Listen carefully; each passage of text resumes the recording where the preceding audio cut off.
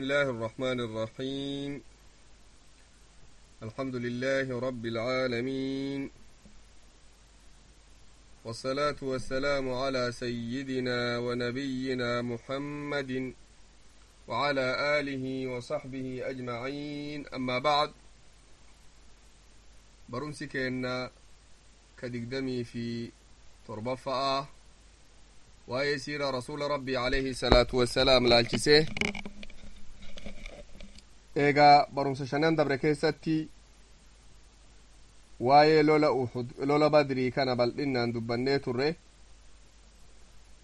amma mee waan dubbannu yoo rabbi jedhe lola badrii ka waggaa lammaffa'aa argame saniif lola guddaa biraa tokko ka waggaa sadaffa'aa keessa argame ka Uhud jedhamu jidduu san maaltu argame, waan jidduu san argame dubbanna yoo rabbi jedhe. yeroo rabbiin guddaan akka silaa ilmi namaan seenetti ummata muslimaa ka humna hin qabne, ka lakkoofsi isaanii xiqqoo, ka qophiin isaanii laaftu'u, akkuma ifii fedhetti rabbiin guddaan nassare. nasrii biyya arabaa san keessatti zamana san takka'aa fakkiin qabne rabbiin nassare. waraana diina kan keetii hoggaan isaa, maanguddoon isaa, namni beekamaan isaa hundi du'uun waan duraa namni beekuu miti. waraabna lallaafa du'a malee namni socho'u ka maqaa qabu hunduu guyyaa san Qureesh irraa du'e. nama 70 irra caalu isaan keessaa 70 biroo irraa qabatanii horii guddaa irraa argatan. dubbiin tun namni bakka lamatti gargar bahe. nama dubbiin tun gammachiiftuuf, nama waa'een tun rifachiiftu. manni kaafira dubbiin tun baay'ee isa rifachiifte. kaafirri kun bakka afuritti yoo gargar baafne, kaafirri lama kaafira madiinaa keessa jiru, kaafirri lama ammoo kaafira madiinaan ala jiru. kaafirri lama ka madiinaa keessa jiru, kaafirri lama ammoo madiinaan ala jira.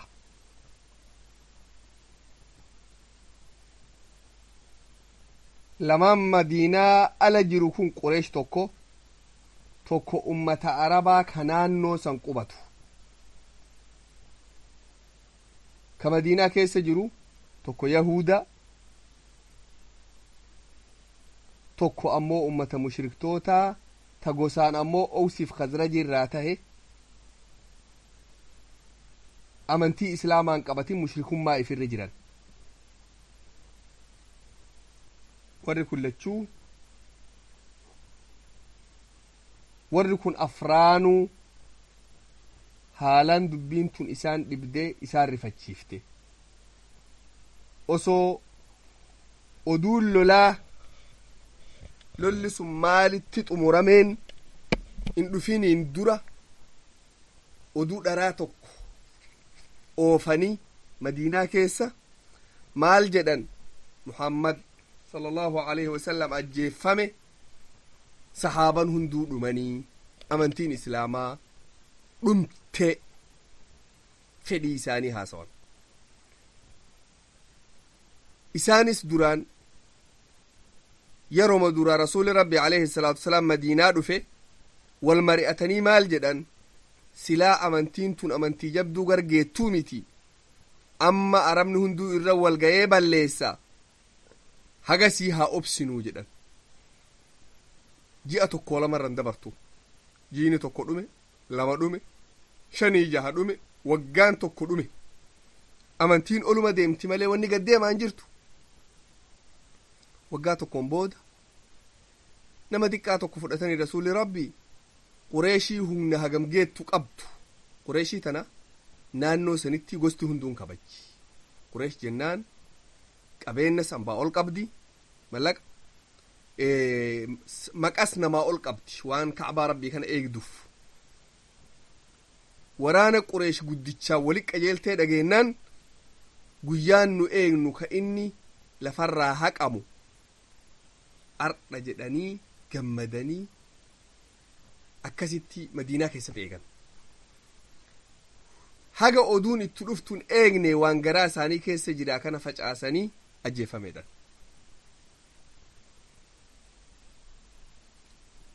yeroo faallaa yaada isaanii rabbiin guddaan godhe nabiyyii isaatiif gabroota ifiitii rabbiin qarqaare namoota isaan jaalatan ka isaan in milkaawanii eegansan rabbiin hoongesse ka isaan kabajan ka isaan saalfatan hundaa rabbi achi dhajjeese dubbiin tun qiyaasa malee rifachiifte wama dubbatan wallaalan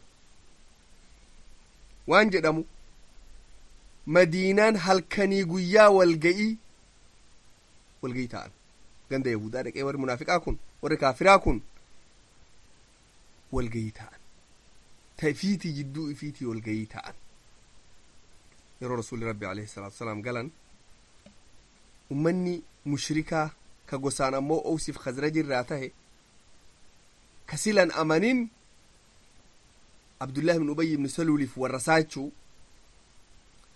warri kun amantii islaamaa haa fudhannuu jedhee sanirratti walii gale eega namtichi kun qureesh fayyaa cabse namtichi nama cabaa jiruu miti wanni ummanni ummata haqamaa jiruu miti aboo bilaash akkana taa'uu hin dandeenyu zaahira kana amantii fudhannee akka sharrii isaanii jalaa nagaya baanu haa taanu lafa jala ammoo amanti miteenne shirki miteenne ta duraanii haa oofannu jedhanii san haasayan sanirra walii galan yoo rasuulli rabbii dhufe alayhi salaatu wassalaam dhufanii amantii fudhanneeran munaafiqummaan guyyaa san eegalte ikhwaani namni tokko yoo humna hin qabne namni isa munaafiqatti ta'u hin jiru zaahiruma si arrabsuu danda'anii zaahiruma si miidhuu danda'a waan sirraa dhokfatu namuu hin qabu guyyaan namni waa sirraa dhokfatu ka namni hamtuu tantee lafa jala haasa'ee zaahira waan gaarii si mul'isu guyyaa sharrii tantee sodaatu qati humna qabtu namni humna hin qabne tokkollee munaafiqa hin qabu munaafiqa yoo garte bakka san humna jiraa beeki amma humni dhuftee mire munaafiqummaan dhufuu qabdi amma zaahira kana amantii fudhatanii rakkoo hunda jalaa nagaya bahan baaxina ammoo wama fi sanirra jiraatan munaafiqa jedhama warri kun munaafiqummaan eegalte warri kun hunduu jibbanna amantii islaamaa tanarratti waliigalan yahudaa fi mushriknillee rabbii guddattu nu hime maal jedhe أعوذ بالله من الشيطان الرجيم لتجدن أشد الناس عداوة للذين آمنوا اليهود والذين أشركوا إلمنا مرة نمني إرئيس جب يهود آفي مشرك توتا جد ربي نمني إرئيس جب يهود آف مشرك توتا قريش أمو قياسا ملي kabajaan isii badde maqaan isii haqame jibbannaa fi gadoo duraan hin jirree ol ummata islaamaatii baadhatan ka dubbiin akkasii jirtu rasuulli rabbi alayhi salaatu wassalaam deebi'an guyyaa sadii achi oolanii waraanni tokko zamana san yoo waraana biraa cabsee milkaaye bakka itti cabse san guyyaa sadii oola maaliif oola hugna qabaa wamaan sodaadhu jechuu guyyaa sadi achi oolanii guyyaa sadiin booda achirraa socho'an rasuulli rabbi alayhi salaatu wassalaam hagasitti lafti silaa gabaabduu kiiloomeetirii 70 jenne madiinaa dhufan yoo isaan madiinaa dhufanii jabeenni rasuula rabbi alayhi salaatu wassalaam yeroo amantii tana akka mootummatti ijaaran wanni isaan waan hundarra jabeessanii ijaaran dooya basaasa rasuula rabbi alayhi salaatu wassalaam sochii naannoo sanii sochootu hundayyuu quba qaban. Jabeenni namaa tokko ikhwaanii haga ilti tantee geettu haga gurri kan kee dheeratu jabeenni kan kee gaya. Yoo homaa quba hin qabne waan diinni kan kee keessa oole waan keessa bulu waan inni yaade sagantaa isaa tokkollee keessatti quba hin qabne homaa waa qophaa'uu hin dandeettu homaa ofirraa tiksuu hin dandeettu. Jabeenna jechuun diina san keessa seensiftee keessatti caayaa ijaartee diinumsa wajjin jiru ka oduu qajeelatti halkanii guyyaa sii dabarsu akkasitti ijaara rasuula rabbii alayhi salaatu wassalaam. Nama baay'ee ka amantii islaamaa fudhate bakkuma isa deebisanii achuma jiraadhu jedhanii achumarraa nu fayyadi. Yoo rasuulli rabbii alayhi salaatu wassalaam gammachuu tanaan dhufe cab'iinsi rasuulli ummata Qureesh cabse kun ummata mushriktoota Arabaa ka naannoo Madiinaa kana qubatu baay'ee miidhe. Dubbiin tun ta'uu fididde. Ikhwaani maaliif hin taaneef isii dubbiin tun beeytu? Arabni kun mootummaa hin qabu jenne gosti hunduu mootummaa. Gosti hunduu mootummaa didiqoo akka Jabuutii tana gosti hunduu. Akkanuma adda addaan citteetuma gosti hunduu ifiif bulchiti lafa fii qabdi dheede fii qabdi horii fii qabdi jiruu fii qabdi. Gosti tun hunduu hattu aadan biyyisanii hannaan jiraata namni shifta karaa murate horii adhe gosa biraa dhaqee waa adhe geejjiba karaa yaa'u adhe tanaan jiraata jiruun isaanii tarri guddoo hanna kan shiftummaa. Muhammad ammoo alayhi salaatu wasalaam akhlaaqaan deema. Seera haqa namaa eegu horii namaa tuquu dhabu kabajaa namaa eegu dhiiga namaa tiksu tana dubbata. Wanni akhlaaqaatun hattu untaatiire intaatuuf nama shifta'a ka deemeetuma durriyyeen 10 walgeettee 20 walgeettee nama biraa dhaqxeetuma karaa aatee deebitu kanaa seerri hin ta'u. Wanni seera qaba ta heera qaba ta akhlaaqa qaba intaatuuf isaanii maal waan isaan hujii isaanii tan harkaa balleessiti. Wanni ummanni Arabaa baay'een amantii tana dideef irguddoon san jiruu isaanii ta isaan zamana dheeraa keessa jiraatanii irra jiraatan san amantiin harkaa balleessiti. Saniif gosa guddoo takka jira Hijaazirraa haga Najdi qubatti gosti tun guddinna maqaan isii Suleymi jedhamti. Gosa maqaan Suleymi jedhamti. Biyyi Su'uudii tana keessa amma naannoo Hijaaz tanarraa haga Najdi kutaa 2 takka aanaa 2 qubatan amma aanaa Kaamil amma jedhamuuf aanaa Zabiyaa amma jedhamu kana lafti isaanii naannoo san lamaan. Warri kun maal jedhan namtichi kun eega Qureesh cabse nullee numaaf dhufaa osoo inni hin jabaanne achitti duullee bakka san balleessinanii waraana qopheeffatan. Takkitti maduula dhagayaniin waraana qopheeffate ganti kun. Dhiirri fi walitti qabatu horii walitti guuru waraana bitatu duulaaf qophaayuu saganteeffatan. Malee silan qophoofne beeka. Duulaa haa qophoofnu jedhanii san saganteeffatan murteeffatan. Yeroo isaan murteeffatan dooyan rasuula rabbii alayhi salaatu wasalaam oduu guutuu akkasiin jirtu rasuula rabbiitiif itti. Jabeennaa gamgame ilaali. Diina kan kee walgayime duraa inni walgayee waa murteeffate yoo ati quba qabaatte. Haga inni fi jabeessu eegdaare. Eegdu. Quba qabdaa maal bakkuma san dhaqxeetuma osoo isiin hin jabaanne killeessan cabsu. Yoosuma rasuulli rabbii alayhi salaatu wasalaam guyyaa 7 booda laalame bara da'waa tana umar rasuulli firaa ta'anitti masjida keessa hafuura baafate namni si'a badriirraa dhufanii guyyaa 7 qofaa oolan. Guyyaa 7 yeroo isaan sila guyyaa 6 oolan oduun tun dhufte. Guyyaa marroo qopheesseetu waraana kaasan rasuulli rabbii alayhi salaatu wasalaam. Nama 200 ka yaabbatu hunduu qopheeffatanii rasuulli rabbii alayhi salaatu wassalaam galakkisan. Eessatti deeman Banii Suleym warra Muhammadiin haalolluu jedhee murteeffate gosa baadi'aa san gosa san dhaqan. Osoo isaa womaa quban qabne waraana rasuulaa ka isaan keessa jiru argan. Hin qophoofne warri eeganaa waraana walit bitee qawwee bitamani waraana bitatee seefii qopheeffatee dhiira qopheessee duula baase eeganaa qophaa'uu barbaada horii oli guuruu jiran isaanii wama takkan qophaayin dhufee rasuuli rabbi waraana nama 200 keessa kaayan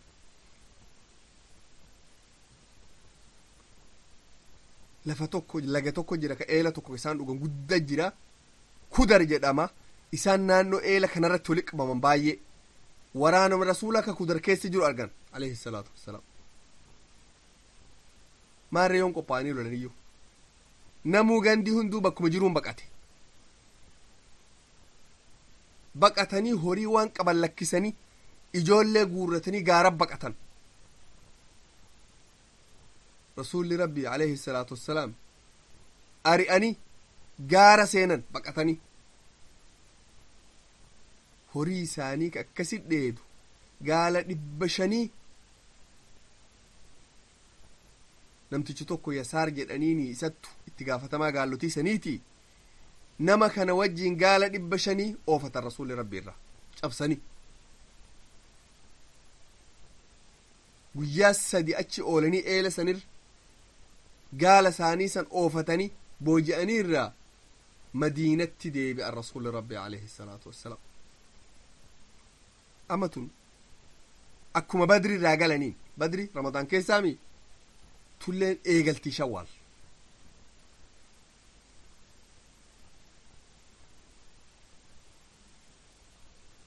rasuulli rabbii alayhi salaatu wassalaam yeroo madiinatti as kalaaye horii 500 kana bakka 5tti qoodanii tokko mootummaa baasan akki horii booji'u akki qoodamu horii kana bakka 5 kaayanii harki tokko ta mootummaati qabeen ummataa isiif baha jechuu waan ummata jidduu jiruun ijaaruuf kanaaf baha harki tokko gaala 500 irraa maaree 100 gamana baha ka mootummaa taha 400 tafaa miti nama 200 kaanii qoodan rasuulli rabbi alayhi salaatu wassalaam nama hundaahu gaala 2 kennaniif rasuulli rabbi alayhi salaatu wassalaam akkasitti gosti sun qiyaasa malee rifatte sagantaan isaan duraan baafatanii rasuula rabbiitiin cabsine jedhan sun isaanit deebi'ee isaan cabse yoom walit deebi'anii waan sanuu haasayarra eegasii caphanii horii fi dhabanii salphatanii biyya isaanii keessa waraanni islaama namni 200 qofaan guyyaa 3 oolee guyyaa 3 booda galan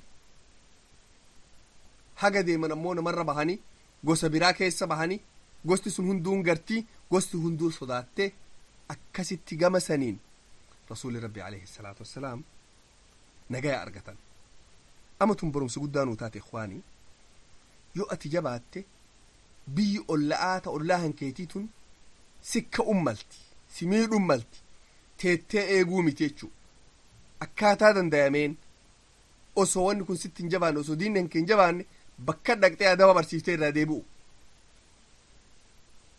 rasuulli rabbi alayhi salaatu wassalaam deebi'an sun dubbiin achitti dhumte wanni jidduu san argame talammataa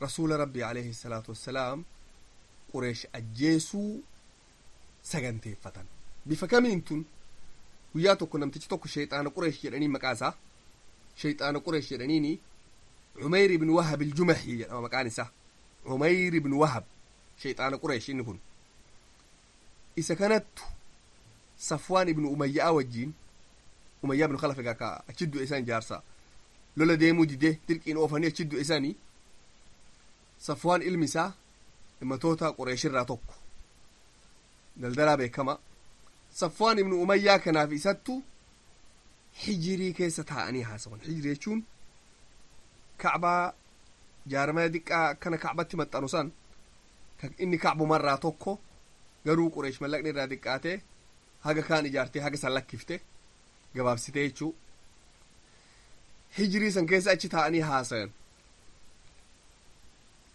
yoos wama warra badri du'ee kana haasayanii booyan osoo booyan maal goonaa jiraannaa dhiira hagas geettu dhabne nama waan maqaa qabu hundaa dhabne wannummaan nu jiraannuuf bu'aa maal qabdii jiruun teenne jedhanii tana haasayan san Umeyrin kun nama shayxaana nama beekama nama jaynallee maal jedheen aboo jedheen Safwaan an jedhe osoo rakkoon lama harkaana qabaatuu baatte Muhammadii kana dhaqee ajjeesadeen sila rakkoon lamaan maal jedheen liqii guddottu gatii ambaa guddoon narra jira eega takka dhaqee isa ajjeese nagaan galuu hin dandayu ana ka liqiin narra jirtu du'uun feenee jedhe egar ijoolletii rakkataanii lammata ilmaan xixiqqoo qaba horiin qabu narraa rakkatanii sodaadhaa jedheen kun namtichi taa'ee jira gaa Safwaan lamaanuu nadhiis jedheen liqii tanteetilee nabbaasa ijoollee tanteetilee ijoollee tiyyaa walit dabala jedheen waan an jiraadhuun na wajjiin jiraataniin hagana jennaan gammadee sababaa dhaquuf qaba gurbaa isaa warra guyyaa san booji'amerraa guyyaa badrii booji'amerraa tokko ilmi isaa ilma kiyya ka booji'ame kana sababaa godhadhee dhaqee ajjeesa jedhe saganteeffatanii lamaan isaanii akka namni tokkolleen hin dhageenye jedhanii wal kaksiisan maaliif isaan beekanii jiran akka dooyan rasuula rabbii alayhi salaatu wasalaam bakka hunda jirtu ka sadaffaa gatitti himte kana yoo fedhe dooyaa rasuulaati guddoo sodaatan ajabaati bar maal godhe hayya jedhanii wal kaksiisan akka namni tokko ka biraan dhageenye achitti seefii ajabaa bitate summii keessa kaayee akkanuma diqqoo nama tuqxe akka nama ajjeeftu godhee hidhatee achi as qajeele sheexaantichi kun eenu ka qajeelama Umeyr ibn Wahab maaliif deema rasuula rabbi ajjeesuuf deema alayhi salaatu wassalaam osoo deemu osoo namni tokkon argin namni tokkon dhagayin madiinaa dhufe masjida moggatti gaala ifii hidhatee masjida seenuuf isa ka deemu Umar arge Umar fagoo argee Umariin kun ikhwaanii nama ajabaati Umar ibn Khattaab nama ajabaati nama waan ajaba irra guddoo wanni inni sehe akkasuma taati rasuulli rabbi maal jedhan ummata kiyyarraa namni waa himu odoo jiraate Umar jedha yoo namni kun badaa inni akkasuma taate dubbiin irra guddoo nama rabbiin agartaa dheeraa kenneef takkitti mafuul isaa argeef wallaahi sharriif dhufe waan gaariif hin dhufne namtichi kun khayriif hin dhufne namtichi kun malee sheexaan qureeshaati achi cehee maaliif dhufte boodeen ilma kiyyaaf dhufe reedhe ilma kiyyarraa harkaan qabdanii dhaaba dhume masjidan seedini jedheeni cehee rasuula rabbi dhaqee alayhi salaatu wassalaam yaa rasuula rabbi Umeyr ibn Wahab arge seeyfii hidhatee deema guddoona sodaachise ifirraa eegaa jedheen fidi natti jedheen rasuula rabbi natti fida jedheen seensis jedheen osoo gara isaan deebi'in jara ansaaraa tokko dhaqee ijoollee nama achi dhadhaabbatuun waraana keessan hidhadhaa nama badan dhufe rasuula rabbii marsa'a dhaabadhaa jedheen sochii isallee qajeela xeegaa yoo inni xiqqoo socho'e akka daftanii dhooftan kanallee qopheessee isa deebi'ee waya'aan akkanatti lubbuu isaa hudhee akkasitti fide dhufee rasuula rabbii dura dhaabe isa akkana hudhamee deemu harkaan dhiibee akkasi fide rasuula rabbii dura dhaabna rasuulli maal jedhani alayhi salaatu wasalaam gallakkisi jedhani yaa Umar gallakkisi jedhani laame rasuula rabbii alayhi salaatu wasalaam rabbii firratti tokkolatti nam tokkolleen sodaatan gallakkisi jedhani yoo inni gallakkise askalaay mee jedheen Umeyr askalaay Umar ammoo bira dhaabata sochaasaa eega yoo inni harka gara seeyfii san oofe dhawuu barbaada Umar askalaay ammallee jedhen itti kalaayee bira dhaabatee ancimuu sabaaxan ganama gaarii jedhen akka arabni wal salaamuttu afaan arabatti ancimuu sabaaxa waliin jedhan ancim sabaaxa waliin jedhan dur san rasuulli maal jedheen قد أكرمنا الله بتحية خير من تحيتك يا عمير بالسلام تحية أهل الجنة ربين سلام كان كي كان أميكا كان كي كان الرخيريك أبو إرغاري سنو كني سلام ور جنتاتي والسلامنا السلام عليكم ورحمة الله وبركاته والإنجنة إخواني السلام عليكم ورحمة الله وبركاته تن أفان أربا 60 فكاتين جتش أربا أمو أمنتي إسين تن أمنتي السلام عليكم ورحمة الله والإنجنة نغابلت أنتو كوميتي كم قلت إيمتي إسين تن إبادة إسين تن مال عربنا كل سلام قبل أنعم صباحني في أنعم مساءني في جنما قاري قال قاري أكل سلام قبل عربنا كم كين كان ربي إنسان هند جرجيري السلام عليكم ورحمة الله وبركاته تننفدي تون أما إباد نمشوا أكم سينجر تكنا ولينجنا السلام عليكم ورحمة الله وبركاته يو سينجر نمني عربا إفكيسيتي ميتي مسلمة فكاتيتي سلام ور جنتها ولين سلام إسيتنا جتشرت أجري أرقتها السلام عليكم يويت كدن سيكن ربي السلام عليكم ورحمة الله يويت دقدم أرقت السلام عليكم ورحمة الله وبركاته يويت صدوم أرقتها إبادة يشو سينتو هقانا جنان إيقا جارسي رسولة لهاتي دابته يوس رسول مال جدانين مالف دفت عمير جدين ما نقول ديش مقان سا عميري مي عميري مالف دفته هجدين جنان قرباكي يكا اسم بوجيتني هركاك أبدا إساف دفه جدين مالف سيفي هدته دفتري ورانا ما هدته هدنو ما هدته أكنا ملولا ديموتي ما دفتري هجدين يوس مال جدي ما نقديش وراني مال نفيده أسو نفيده بدري نفيده هدني هدتو باني بو آمال قبا جدين يوس رسول ربي عليه الصلاة والسلام مال جدنين وقاد بدو مالف لفتين لتن كجبيني مالف لفت جدين سنو ماف لفه قرباكي ياف لفه ينا رسول ربي عليه الصلاة والسلام مال جرانين أكسيمتي قويا أكنا كعبا جلبك أكنا سيف صفوان بن أمية وجين تيتني ور بدر دبتني بوتني أسود لكينا من الراباس كإجولتي ينا قدس جراتي محمدي كان ديمي أجيسيته لچونا سر رابات لتسين جده سر رافوده سيفي تنا قبيفتة سمي قدو كيسا كيتين أجيسون دفنه إذن إنا لله وإنا إليه راجعون الله أكبر ربين إلمنا من رأسي إيك إذن يس معلومة عامي رب سدادو هنسون حقا نمني براتو كلين قمان قم إسماف صفواني سني ربي قد نمني براتو كلين صدفاني نجيرو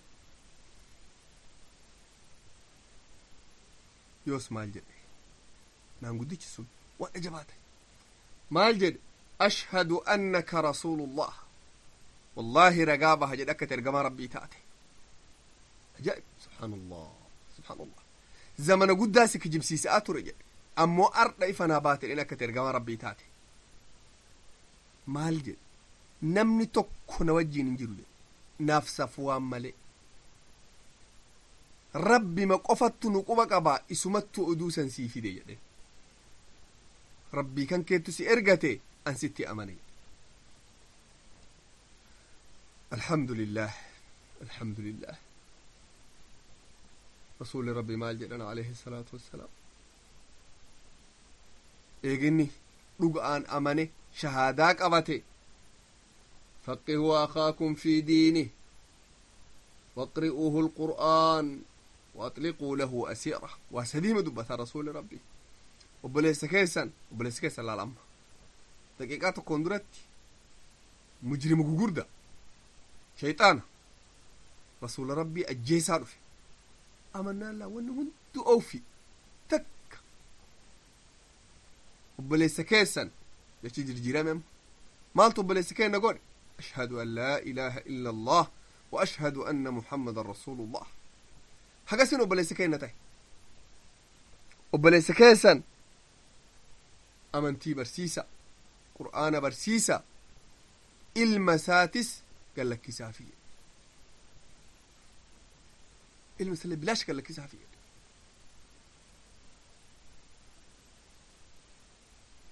guyyaa hagam diqqo amantii baratee ilma ifii fudhatee yaa rasuula rabbi guddoo makkaa keessatti muslima rakkise makkaa san keessa deebi'ee amantii islaamatti ummata yaame warra kaafiraa qureeshii san rakkisuu jaaladha jedhen na hayyami jedhen ni hayyameef rasuuli rabbi alayhi salaatu wassalaam makkatti deebi'ee amantii islaamatti nama yaama'aa ture namni baay'een harka isarratti islaame yaalme ikhwaani amantiin tabifisaniin nama ijaartu mujrima kalee shayxaana daqiiqaa tokkoon dura shayxaana daa'ii sheekha amantii islaamatti nama yaamu ka namni harka isarratti namni hagam islaamu kana nama gooti gosummaan qabdu diinummaan qabdu diinni kan kee yoo islaame obboleessa kan kee diinni kan kee kasi ajjeesu uf deemu amantii sana fudhanaan obboleessa kan keeti obboleessa keessan qarqaara obboleessa keessan barsiisa safwaan hoo yeroo umeyr deemee gara madiinaa deeme magaalaa keessa deemee maal jedhe yaa qureesh amma gammaddanii eega oduu rakkoo badrii isin irraanfachiiftu oduu tana dhagayuu jiraattanii tanaan gammaduu jiraattan jedhee tana haasaya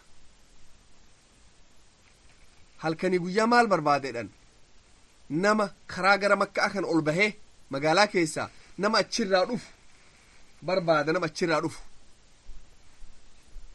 osoo barbaadu osuma achi dhaabatee nama eegu namni tokko makkarraa madiinarraa dhufe aboo oduu umeyr ibni wahab inni maal siha amma waan umeyr muhammad ajjeesee inni illeen du'uma siha namni wadhakkaasan seenee rasuul ajjeesee bahuu danda'a inni akka yaada isaa sagantaan isaa akkas umeyr oduu isaa dhageettaa jennaan dhagaye jedheen du'ee jennaan hin duune jedheen maal ta'e jennaan muslima ta'ee taa'ee quraana baratu jira jedheen maal jette taa'ee takka muslima dabalame quraana baratu jira amma ajabi kun akkamuma dubbiin tun taati dubbiin tun fudhatamuu fi dhabde inni beeka umeyriin kun nama diina islaamaa ka irra guddaati hujiin inni deemeef rasuul ajjeesuuf deeme alayhi salaatu wassalaam akkamit innummaan kun taa'ee amantii islaamaa baratu jiraan ta'uu fi didde eegasii amma lachuu dhaabatee nama eega karaarra namni biraa ammallee daldalaan biraa dhufe aboo umeyr ibn wahab oduu isaa dhageettinin dhageenni maal achi jira gaaf kaa rasoonni akkasi jiru umeyrin maanuu dhufe madiina makkaa umeyr dhufe muslima ta'e amantii islaamatti nama yaamuu jira ganda isatti jedhaniin yoos kakatee wallaahi haga jiru hin dubbisu jedhe waliin hin dubbadhu jedhe haga jirullee hin qarqaaru jedhe sun waan argamerraa tokko ikhwaani waan jidduu san argame yoo nuu mijaa inshaa allah waa 8 dubbannaa 2 amma isii tana tasadaffa'a ummataa yahudaa ka madiinaa qubatu armaan dura dubbannee turre madiinaa tana arabaaf yahuda waliin qubata jenne arabni gosa lama oosiif khazraji yahudaanis gosa 3 banii qaynuqaa banii nadiir banii quraydaa gosa 3 tana waliin qubatan gosti 3 tun gosa qabaattu daldalli hunduu harkasii jira daldala naannoo sanii qofaa miti daldala biyya hedduu waliin qabatti warra mallaqa tolchu warra dahaba kana tolchu warra waan hedduu waa baasaa achi keessaa qabu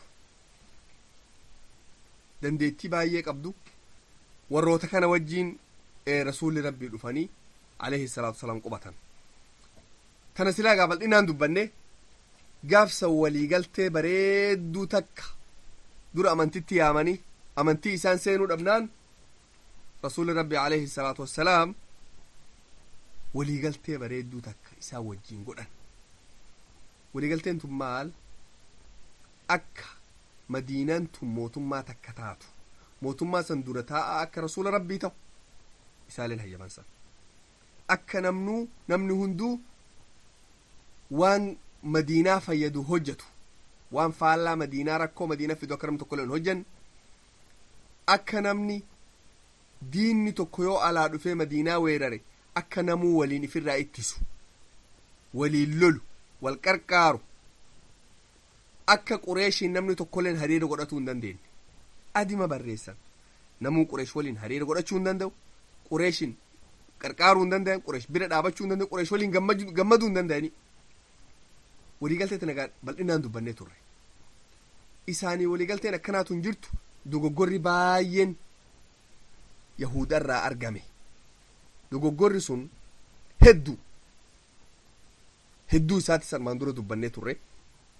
kamaan guddichi yahudaa beekamaan Shaas ibnu Qays jedhamaan nama maanguddoo ummata ansaaraa kana ka gosummaan jidduu badde diinummaan duraan jidduu jirtu jidduu haqamte isaan obboleewwan tahanii walitti dabalaman kun guddoo isaan dhibee akka isaan wal dhayanii Awsiif Khazrajiin addaan bahanii wal lolan godhe waliin dhahe.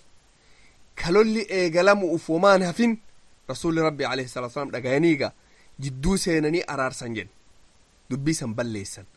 wannummaan sun qofaanuu silaa badi'iif yahudaan geetti. waliigalteen duraanii sun silaa guyyuma sanuu cabxe. hojiin isaan hojjetan sun hojii guddoo badii madiinaa keessatti hojjetan jedhanii badii guddoo hojjetan sun silaa waliigaltee yuun cabsiti. garuu rasuulli rabbi alayhi salaatu wassalaam takkittiin balleessaa isaaniitiin isaan qabuun barbaanne. balleessaa bifa tanaa tana hedduu hojjetan. isaanii akkasiisan rasuulli alayhi salaatu wassalaam rakkoo biraa achi keessatti uumuun barbaanne. yeroo san waraana fi ijaaratanii if jabeessanii qabeenya fi ijaaratanii magaalaa fi adda godhatanii bishaan fi adda godhatanii waan maraanuu isaanirraa bilisaawan. duraan ummanni arabaa sun harka isaanii keessa jira. suuqni waatti addaan bitatan ka yahudaati bani Qaynuqaa jedhama. namni mallaqa baasu isaan, namni wayaa hodhu isaan, namni waan nyaatan oorruu qabu isaan, wanni hunduu harka isaanii keessa jirti. bishaan ammoo hunduu ka isaaniiti. tana hundaanuu irraa bilisoomse ummata isaanii rasuulli alayhi salaatu wassalaam bishaan addaa baasee fi suuqa addaa godhee fi gabayaa addaa godhee fi waan hundaanuu isaanirraa adda baase. san rasuulli rabbi alayhi salaatu wassalaam gaafa yeroo badriirraa as deebi'an yahudan tun gosti lama diqqo magaalaarraa ala qubatan. baha magaalaa ala qubatan diqqo banii nadiiriif banii qureedaa. baniin Qaynuqaa kun ammoo madiinaa dhakkaa qubatan. warra madiinaa dhakkaa qubatu kana yaamanii rasuulli rabbi maanguddoo wajjiin haasayan. duularraa galanii beeki maanguddoo wajjiin haasayanii jamaa keenna namni rabbi dura dhaabate miidhama, qureeshu kunoo miidhamte, isinilleen amantii rabbii tana ofirraa fudhattanii hoo ammoo ittiin dirquu beeka rasuula rabbii. amantiitti nama dirquun hin taatu. da'waa rabbiitti himanii amantii rabbii tana fudhattanii hoo jedhan. yoos maanguddoon akka adaban qabne tokko rasuula rabbii wajjin dubbatan. maal jedhan? waan garaa ifii keessaa qaban ala gabbaasan. maal jedhan? yaa Muhammad, qureesh ta lolan beekne takka daldala male lolan beekne ta gosti arabaa takkailleen illollee lolayyuun beekne laaftu warra akkanaa kan argatte dhiirtu doosi qajeelte silaa akkanan haasoftu jedhaniin. keessaahuu nun beektu nu warra lolaati. osoo nu garte silaa jiruun maalii yoos gartaa jedhan. takkittiin si cabsina dhaniin. amatun waan xiqqoo miti jechi kun jechi guddaa kun guutumatti diinummaa labsuutu. rasuula rabbi alayhi salaam dubbii qabbaneessaniituma amma isaan diinummaa labsan tun diinummaa labsu dubbii qabbaneessaniituma dhaaban rasuulli rabbi alayhi salaatu wasalaam. ammoo lafa jalaa waraana fi qopheeffatu eegalan. isaanii akkana jiru guyyaa tokko magaalaa isaanii san suuqa isaanii san dubartiin muslimaa tokko dhaqxee waa bitatti. Isii ta waa bitattu namtichi waatti gurguru kun maal jedheen si arguu barbaadaa fuula kan kee hagam takka bareeddaa wayaa ifirraa fuudhi jedheen. Didde intalti ifirraa fuudhidheen didde. Yahudaa birattu bira jira ta hedduun nulleen si arguu barbaadnaa ifirraa fuudhidhanii taphatan intala. Didde intalti dinnaan osoo sinquma hin qabne dugda duubaan harkisanii kuffisan. Yeroo kuffisan kuftee dugda duuban qaaritee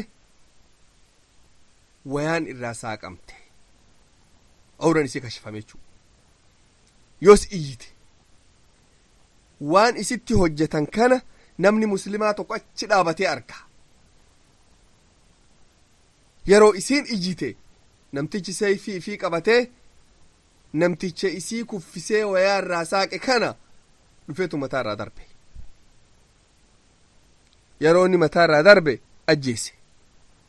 Ummanni Yahudaa ka achi jiru gandi ganda Yahudaati miti gandi guutuu walit bahee namticha kaan caccabsanii ajjeesan. Achitti namticha muslimaa kaan iyyanti dhuftee ganda dhufte rasuulaaf alayhi salaatu wassalaam sahaaba rasuuli rabbi alayhi salaatu wassalaam yoosuma waraana fi qopheeffatan. Akkuma iyyanti dhuftee waraana fi qopheeffatanii waraanatti gallakkisan. Waraanatti gallakkisan rasuuli rabbi alayhi salaatu wassalaam. Waraanni kun dhufee marse ganda isaanii. Isaan maal barbaadan akka waraanni kun seenee ganda keessatti lolaniin barbaadde Yahudan. Akkasin goone rasuulli marsanii hidhaniituma akkasitti taa'an. Karaan maraanuu marsanii akkasitti hidhan. Keessaa bahuu hin danda'an wanni tokko ka alaa seenaa hin jirtu. Marsiinsa namni tokko seenuu hin danda'u. Namni tokko waa geessuuf hin danda'u. Guyyaa 15 2 akkasin marsanii ta'an rasuulli rabbi alayhi salaatu wassalaam. Sodaan itti buute. Sodaatanii rifatanii harka kennanne jedhan. Guyyaa 15 booda harka kennatan. Bishaan irraa dhumani. Wanni hunduu irraa dhumaa jirti. Isaan ammoo tanaaf duraan hin qophoofne. Guyyaa 15 booda rifatanii harka kennatan. Harka kennannaan rasuulli rabbi alayhi salaatu wassalaam sahaabaan mari'atanii hidhaa jedhe nama isaanii dhiira hundayyuu hidhan. Muhammad bin Maslamaa jedhama sahaabtichi tokkoon waraana muraasa tokkoo kennanii fi hidhi jedheen hunda isaaniitu walii yaasanii qawwee irraa hiikanii akkasitti hidhan. Hidhanii isaanii ka harka dugda duubatti hidhanii ajjeesuuf rasuulli rabbi alayhi salaatu wassalaam akkasitti waraan islaamaa irra dhaabatu. San namtichi munaafiqaa Abdullah ibn Ubay ibn Salul ka jedhamu kun dhufee rasuula rabbiitiin jarri tun hariyoota tiyya zamana guddaa waliin jiraanne naa gad lakkisi jedheen. Gadi lakkisu jedheen rasuula rabbi naa gad lakkisi. San rasuulli rabbi alayhi salaatu wassalaam wayaa rasuula rabbitti goggoge. Dir'ii lolaa ka rasuula rabbi kaayatan harka keessa kaayee itti goggoge. Naa gad lakkisan inni rasuula rabbi dide. Wallahi si gadi lakkisu haga jaratana naa dhiiftutti. Namtichi kun munaafiqa. Abdullah ibn Ubay ibn Salul munaafiqa. Biyyoota ansaaraa kana keessatti jaalatamaa ture qiyaasa malee dur. Nama jaalatamaa kabajaa qabu namni baay'een isa kabaju tokko. Ammoo munaafiqa. Munaafiqummaa isaa tana namni baay'een hin beeku. Amma yoo inni badii kaase nama badii kaasuu danda'u tokko. Rasuulli rabbi alayhi salaatu wassalaam amma akka hikmatti ilaalan. Rasuulli rabbi namtichi kana didee ofirraa darbee nama haga tokko muratee rakkoon biyya keessatti argamurra jechisaa kana fudhatee munaafiqummaa isaa tana nama baay'ee ifa baasuu barbaadan rasuula rabbi. Yeroo inni itti goggoge dide ka sahaaban dallananii akkana dhaabatan hayya isii gad lakkise biyyati yadhiisanii waan qaban keessaa bahanii narraa haa deemanii jedhe rasuuli rabbi alayhi salaatu wasalaam akkasitti murtiin itti murteeffamtee isaanis hayyamanii du'arraa dhiisanii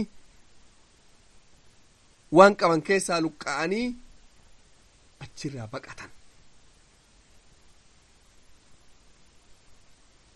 baqatanii biyya shaamitti galan adurcaatitti horii isaaniitiif lafa isaaniitiif uffata isaaniitiif hidhannoo isaanii guutuu talolaa akka jirtuun ummanni muslimaa fudhatee horii san bakka shani baasanii tokko mootummaa kaayanii haga kaan ammoo ummataa addaan qoodan yahudaa keessaa warri irra lola beeku ka irra lolaan beekame banii qaynuqaa'atan baniin qaynuqaa bifa kanaan salphatanii harka kennatanii eega du'aa wamaa du'arraa isaan hin hafin sababaa nama tokko ka kadhateeniif du'arraa hafanii waan qaban keessaa luqqa'anii biyyarraa baqatuun yahudaa naannoo sanit hafte lamaan taanii barumsa gurguddaa taatetu banii nadiiriif banii qureedaa rifatee namuu afaan qabateetuma caqase ummata kaafiraa kaanillee gorsa gurguddaa taate islaamaa ammoo hafuura baafata guddoo taate diinni tokko ka duraan magaalaa dhakkaa qubata kun sirraa buqqa'ee dabre lafti isaanii guddoon sun manni isaanii ooruun isaanii hunduu rasuulli maal jedhe alayhi salaatu wassalaam ummata ansaaraa waliin yaamee waan jedhe qabeenna ummata kanaa yoo isin feetan muslima hundaa gargar qoodee ummanni muhaajirtootaa ka duraan baqatee warra ansaaraa gubbaa jiraatu kun akkuma duraan jiru jiraata qabeenna ammoo ka amma arganne kana isin hunda addaan qoodamu sanii miti jennee ammoo warri muhaajiraa qofa aqoonnee isaan achi godaanuu ganda sanitti isinirraa ka'anii jennaan isaan qofa aqoodiin wajjiin haa jiraatanillee jedhaniin akkasitti isaanii qoodee isaan isa irraa buqqaanii akkas achi godaananii oorruu argatanii lafa argatanii mana argatanii jiruu gadhaabatan jechuu magaalaan haga tokko qulqulloofte diinni duraan halkanii guyyaa nama rifachiisu nama keessaa buqqa'e qabeenya guddaa tokko argatan akkasitti bifa saniin sanis rabbiin guddaan irraa fixe waa 8 dubbanna jenne 3 dubbanne 5 nu hafe 5 taan insha Allah yoo rabbiin guddaan jedhe barumsatti aanu keessatti dubbanna haga san keessatti wal geennu barakallahu fiikum جزاكم الله خيرا وأحسن الله إليكم والسلام عليكم ورحمة الله وبركاته والله سبحانه وتعالى أعلم